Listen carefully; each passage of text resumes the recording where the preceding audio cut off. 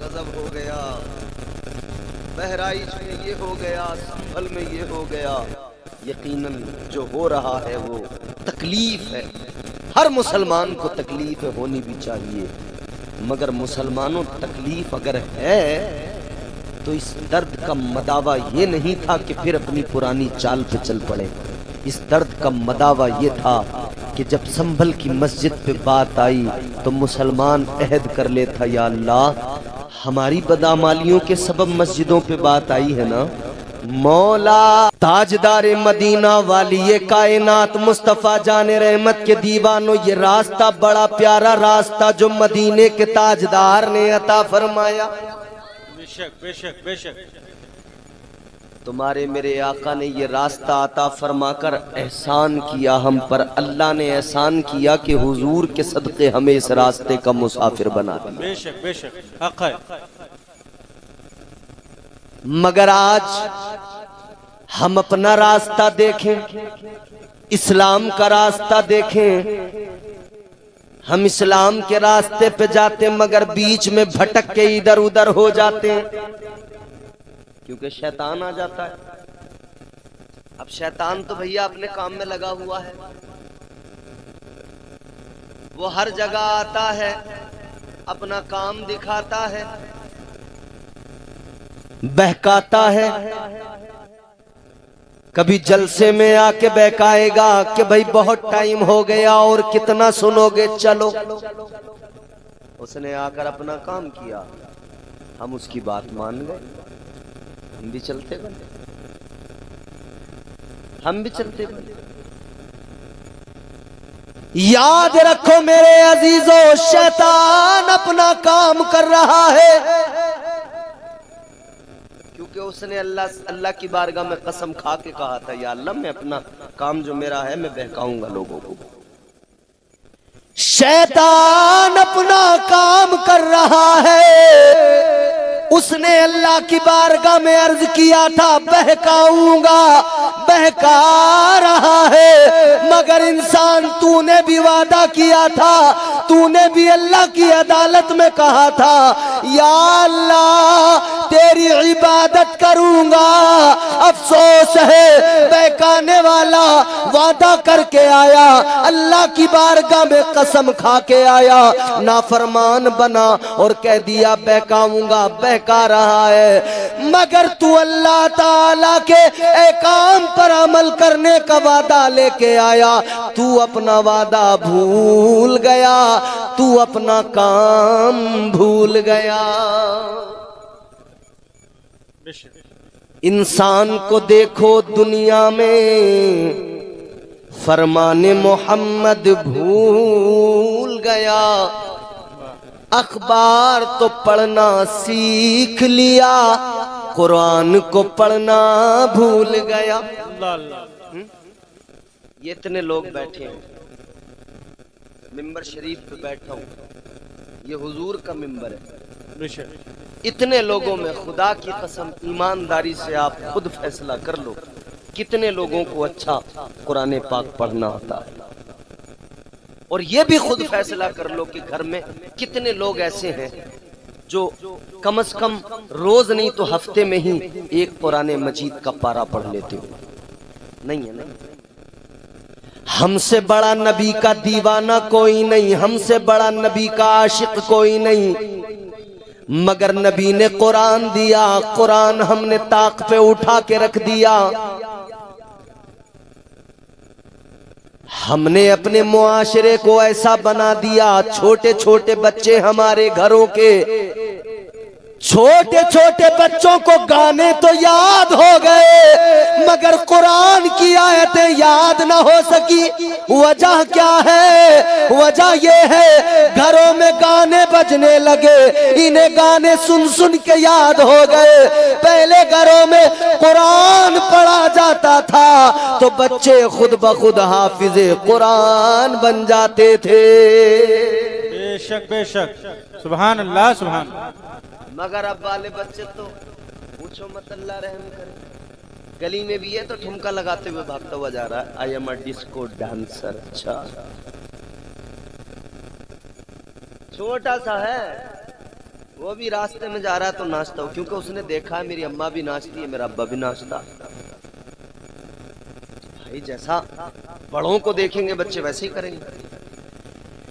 जैसे जैसे बड़े हो रहे हैं बच्चे अपने बड़ों से सब कुछ सीख रहे हैं। घर का बड़ा गाली देता है तो घर में बच्चा भी गाली सीख गया। घर का बड़ा बेनमाजी है तो घर का बच्चा भी मस्जिद की तरफ कभी नहीं जाता। घर के अंदर कोई कुरान नहीं पढ़ता तो ये बच्चे कहां से कुरान पढ़े। फिर हमारा रोना मस्जिद में जाके मौलाना साहब से, इमाम साहब से, इमाम साहब जरा ध्यान दो इस पे, पढ़ने में जरा हल्का है, पढ़ने में तेज नहीं है। अच्छा एक बात बताओ, बिल्कुल जिसका माइंड, जिस बच्चे का दिमाग आप कहते हो कि इसका दिमाग तेज नहीं है, जिसको आप समझते हो जिस बच्चे को कि ये बच्चा जरा दिमागी तौर पे कमजोर है, आप अपने घर के उस बच्चे के हाथ में मोबाइल दो, फिर चेक करो कि वो उसको चलाता है या नहीं चलाता है। सही सब भाई, जो बच्चा आपको लगता है दिमाग का सबसे कमजोर है, फिर देखो वो मोबाइल में करता है कि नहीं करता है, ऊपर नीचे। तो जब वो उसको समझ गया, चलाने लगा, तो बात क्लियर हो गई कि ये दिमाग का मामला तो बाद में हो गया, पहले इसकी तरबियत का मामला हो गया कि इसने जो होते देखा वो ऑटोमेटिक सीख गया। सिखाना नहीं पड़ा। बताइए, हम बैठ के सिखाते अपने बच्चों को, बेटे ऐसे ऊपर ना जाएगा, ये ऐसे नीचे आएगा, ऐसे ये करेंगे, यूट्यूब ऐसे खोलेंगे, नहीं ना, सिखाते नहीं है, बच्चे खुद सीख जाते हैं। क्यों? करते हुए देखते हैं। वैसा बच्चे अपने माँ बाप को करते हुए देखते हैं, वैसा तो सीख जाते हैं। जब बेटा देखता है बाप को मोबाइल चलाता हुआ तो उसी मोबाइल पर बेटा खुद ब खुद ऑटोमेटिक चलाना सीख जाता है। ऐ लोगों, जब बच्चा बाप को मोबाइल चलाता देखकर मोबाइल खुद ब खुद चलाने लग जाए तो फिर खुदा की कसम, अगर बाप रोजाना कुरान की तिलावत करे, एक रुकू भी अगर पढ़े, तो ये बच्चा खुद ब खुद कुरान पढ़ना सीख जाएगा। बेशक बेशक बेशक, सुभान अल्लाह, सुभान। फिर इसको इतनी जरूरत नहीं पड़ी। अच्छा, फिर हमारा मामला ये है, हमें इस्लाम इतना पसंद आया है कि हम बस सिर्फ सर पे टोपी रख लें कभी कभी, जुम्मा टू जुम्मा, और कभी कभी कुर्ता पजामा पहन ले जुम्मे से जुम्मा, या बीच में दरमियान में कभी दिल चाहे, या कोई जलसा हो तो हम जलसा करा लें, और हम समझते दीनी जिम्मेदारियां पूरी होगी। क्या जमाना आ गया, संजीदगी खतरे में है, खुद नुमाई का चलन है, सादगी खतरे में है, सर छुपाती फिर रही है आबरू इस दौर में, या इलाही कर मदद पाकीज़गी खतरे में है।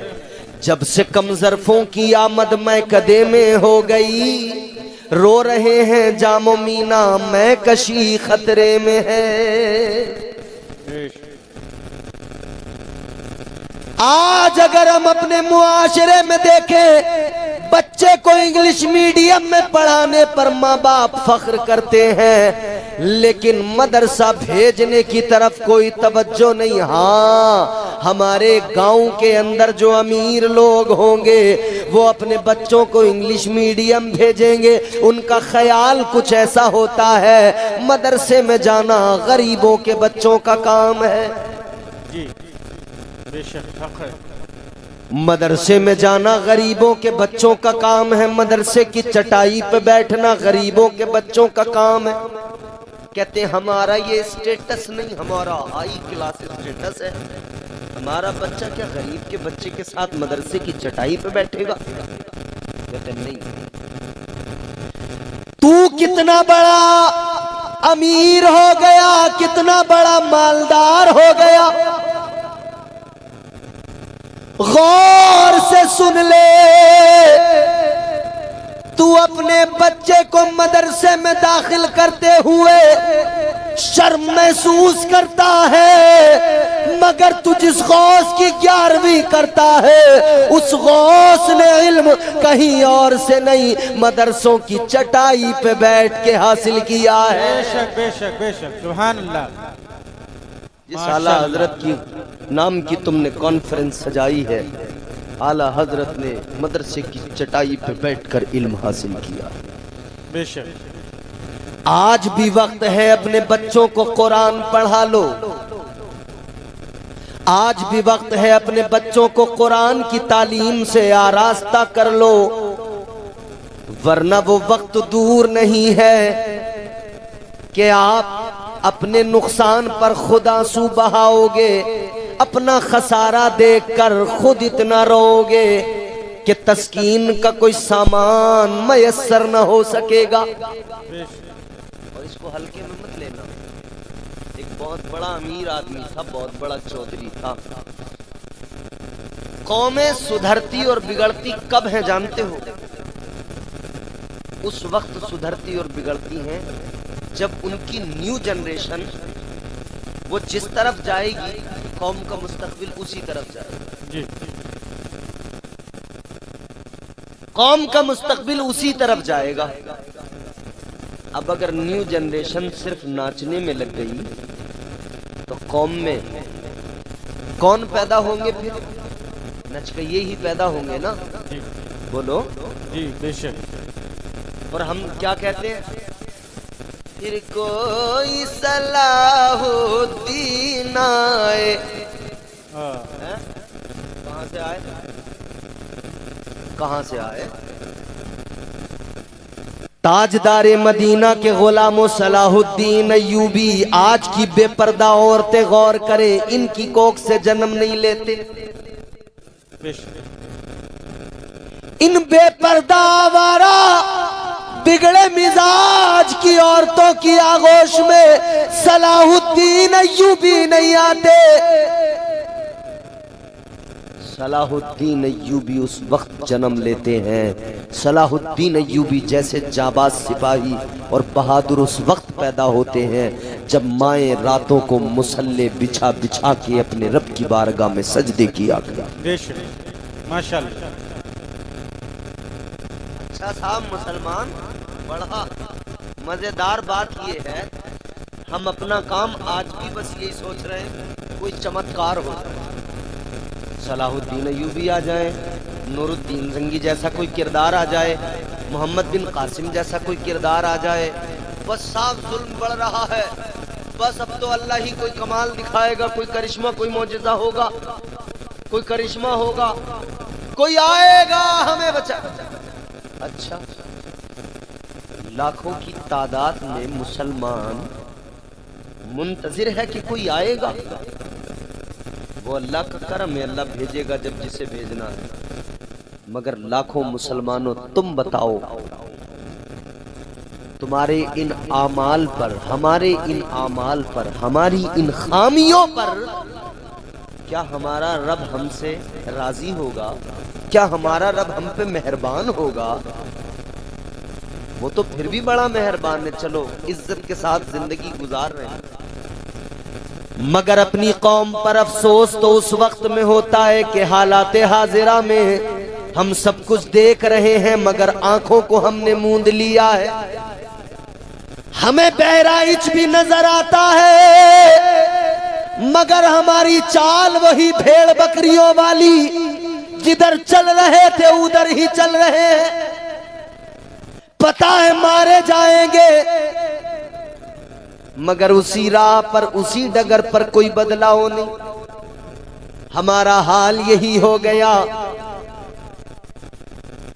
लोगों याद रखना, अपने आप को पहले बदलना पड़ेगा, वरना याद रखो जो कौमें खुद को नहीं बदलती अल्लाह ताला भी उनके हालात नहीं बदलता। जो कौमें खुद में बदलाव और इनकलाब पैदा नहीं करती अल्लाह ताला उन पर जालिमों को ही मुसल्लत करता है। बेशक बेशक हक है। थोड़ी देर रोते हैं, हो बड़ा गजब हो गया, बहराइच में ये हो गया, संभल में ये हो गया। यकीनन जो हो रहा है वो तकलीफ है, हर मुसलमान को तकलीफ होनी भी चाहिए, मगर मुसलमानों तकलीफ अगर है तो इस दर्द का मदावा ये नहीं था कि फिर अपनी पुरानी चाल पे चल पड़े। इस दर्द का मदावा ये था कि जब संभल की मस्जिद पे बात आई तो मुसलमान अहद कर लेता, या अल्लाह हमारी बदामालियों के सबब मस्जिदों पे बात आई है ना, मौला हमारी बदामालियों के सबब अगर मस्जिदों पे हर्फ आ रहा है तो या अल्लाह आज से हम अपनी पेशानियां झुकाएंगे, हम अपनी मस्जिदों को आबाद करेंगे, हम अपनी मस्जिदों को अपने सजदों से हुस्न अता करेंगे। मजा तो तब था कि मुसलमान इन हालात को देखकर खुद को बदलता। बेशक बेशक। मगर सिस्टम क्या है?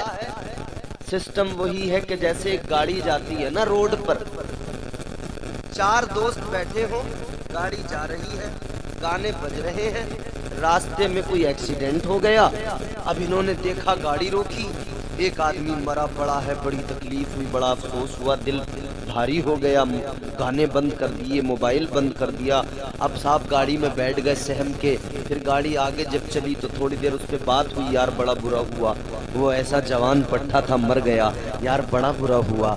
मगर थोड़ी दूर निकलने के बाद में हालत क्या, फिर थोड़ी दूर निकलते ही फिर किसी एक ने मोबाइल खोला, उसने पहले व्हाट्सएप के मैसेज देखे, फिर उसके बाद में फेसबुक चला दिया, फिर दूसरे ने खोल लिया, फिर तीसरे ने, थोड़ी देर में मूड बना तो बोले चलो यार वो गाड़ी में ही ये बजा लो, इसका डैग बजा लो, इसका जो है गाड़ी में ही गाना प्ले कर दो, फिर वही मस्ती, फिर वही धूमधाम, फिर वही गाना बजने लगा।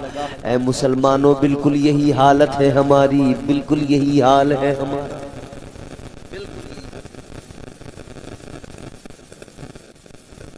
आज अगर मुसलमान कहीं पे मारा जाता है तो तकलीफ होती है कितनी देर के लिए, जितनी देर घरों पे बुलडोजर चलता है उतनी देर, जितनी देर गरीबों को, मुसलमानों को, कमजोरों को जेल में डाला जाता है उतनी देर दर्द होता है बस। फिर उसके बाद में वही अपनी चाल है, वही अपनी रविश। मुझे बताओ ये बहराइच का इलाका हालात क्या बने थे अभी यहां पर,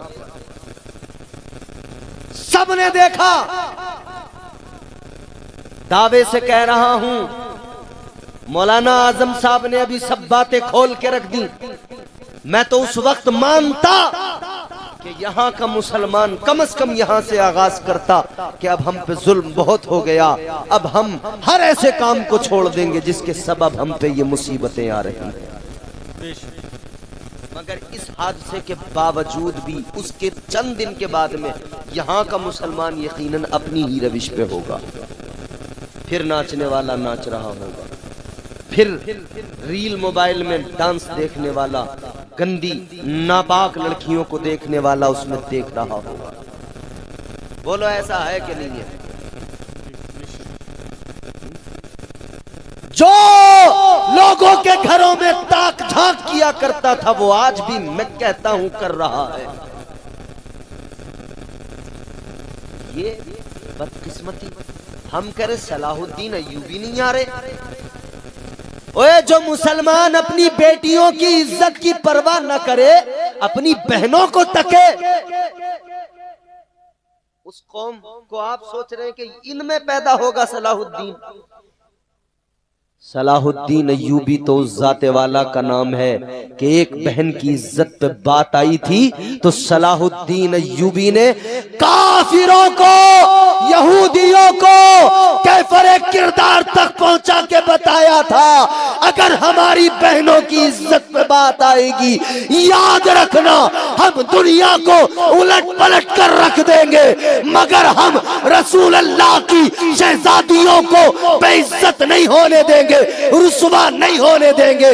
मगर आज मुसलमान तेरी हालत ये, बाप के सामने बेटी सोशल मीडिया पे अपनी इज्जत को नीलाम कर रही है, बाप को कोई फर्क ही नहीं पड़ रहा।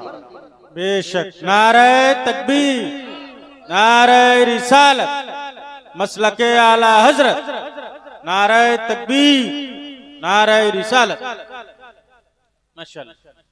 भाई के सामने भाई जानता है, एक दिल्ली की एक लड़की, सुनो नौजवानों सुनो, दिल्ली की एक लड़की